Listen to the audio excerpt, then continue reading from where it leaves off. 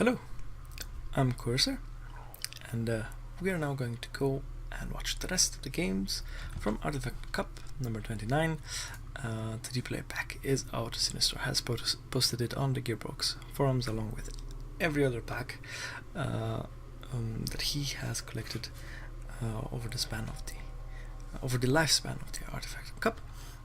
I'll put a link to that forum post down in the description, so you can go and check out all the replays if you have that desire. Now, we've seen my games against No Demos in round 1, so let's go down from the top in round 1, and right at the top we have Tren Warzone versus TheDestroyer.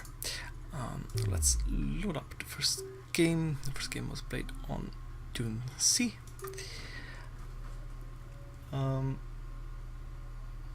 Dune C is a 4-player map, and I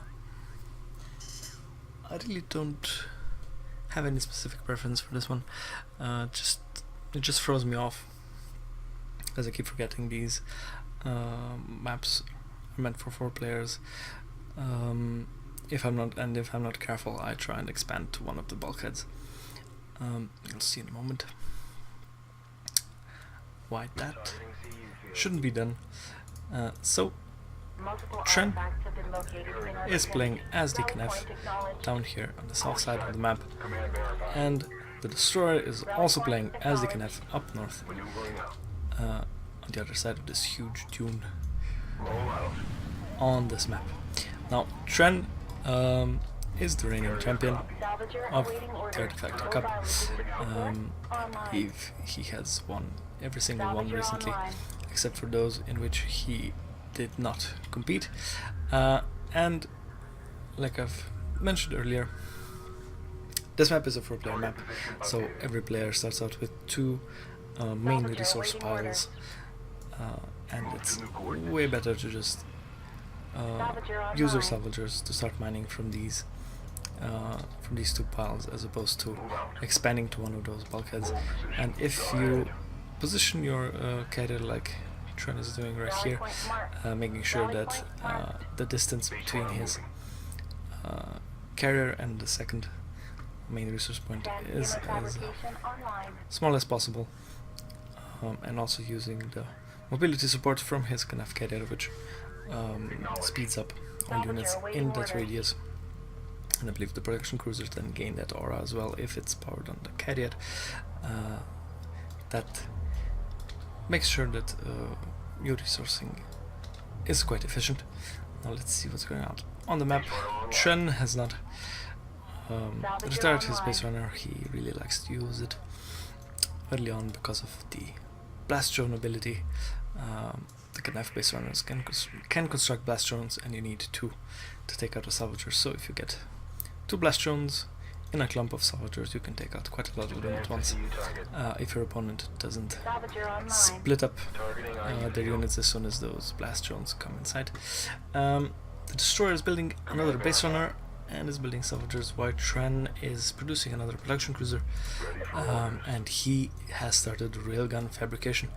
So it looks like Tren is not holding back. He is going to use those 2 production cruisers and build railguns from them, and he's just going to aggressively push across the map with those production cruisers and those railguns. And it'll be interesting to see if the Destroyer will be able to hold that. The Destroyer has 2 base runners out, so maybe he is going to build a lot of blast drones with them and try to harass Tren that way. Not Tren has one of these guys on the field. It's hovering here next to the base runner, while that base runner is retrieving the first artifact. Tren has built 2 sand skimmers. I assume he is going to scout around with them to see where the Destroyer has his units.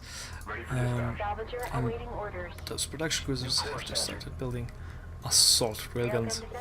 The Destroyer is building sand skimmers of his own. He's trying to intercept that base runner, and he's also building blast drones from his 2 base runners, and that best drone takes out Sand Skimmer. That isn't such a bad trade actually. Now if these 2 blast drones would be able to take out those 2 assault railguns, now that would be quite a nice pickup for the destroyer. Now unfortunately that blast drone goes straight under that production cruiser and blows up automatically. If a blast drone comes too close to an enemy unit, it blows up on its own, but you can also use the self-destruct hotkey to make the blast drone blow up where you want it.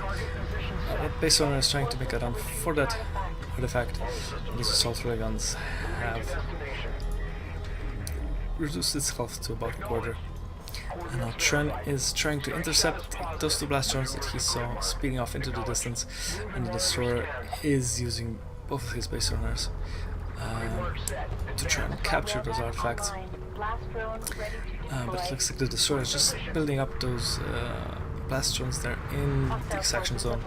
The extraction zone to try and take out some of those units if Tren will pursue that lone base runner any closer to that extraction zone. And now it looks like the destroyer is trying to make something happen with those blast drones, and he takes out 2 assault railguns with a single blast drone, and that was definitely a good trade for him. Now he has 5 sand skimmers on the other side of the map, just hanging out. It looks like he took out Tren's base runner. Now those 2 blast drones are trying to get in range, but they get taken out by a combination of those sand skimmers and those assault railguns. But it looks like the destroyer is going to get that 1 artifact. So the artifact capture score is now 1-1.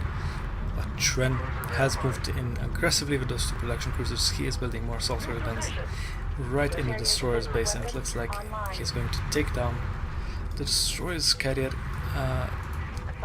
If the destroyer won't power up any of those systems with the power he has available, the carrier is going to die quite quickly.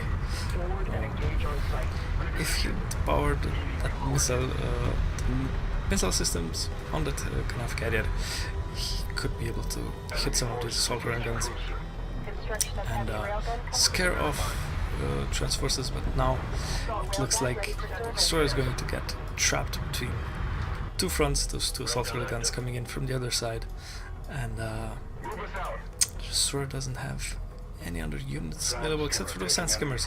It looks like he forgot about those, and he could probably try and deal some economic damage to Tren. But this pressure over here is quite overwhelming, and now there are heavy railguns here supporting Tren's force. It looks like the destroyer is going to lose his carrier very quickly now. There we go. That was quite a brutal attack there by Tren in the end. Even though the destroyer managed to pick up some of those units with his blast drones, that ended up being quite a quick win for Tren. So let's see what happens in the next game.